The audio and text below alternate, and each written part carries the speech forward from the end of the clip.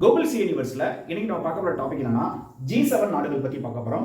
இந்த G7 கூட்டமைப்பு உருவானது 1973. இப்போ வரைக்கும் G7 மொத்த உறுப்பு நாடுகள் 7 நாடுகள் இருக்காங்க.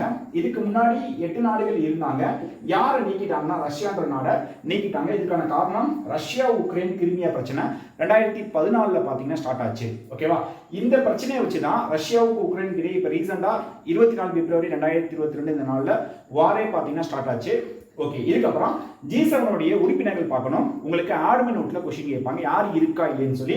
ஏன்னா இந்த G7 நம்ம நாடு இந்தியா உறுப்பினர் கிடையாது. ஓகே, மெம்பர்ஸ் மொத்தம் 7 பேர். இதுக்கான ஷார்ட்கட் வந்து ஜூஸ் GF. ஓகே, Jன்றது ஜப்பான், Uன்றது USA, Iன்றது இத்தாலி, Cன்றது கனடா, Eன்றது இங்கிலாந்து, Gன்றது ஜெர்மனி, F வந்து பிரான்ஸ். உங்களுக்கான கொஸ்டின் 2024 G7 மாநாடு எங்க நடக்க போகுது? உங்களுக்கான ஆன்சரை கமெண்ட் பண்ணுங்க. மறக்காம நம்மளுடைய சேனலை சப்ஸ்கிரைப் பண்ணுங்க. தேங்க்யூ.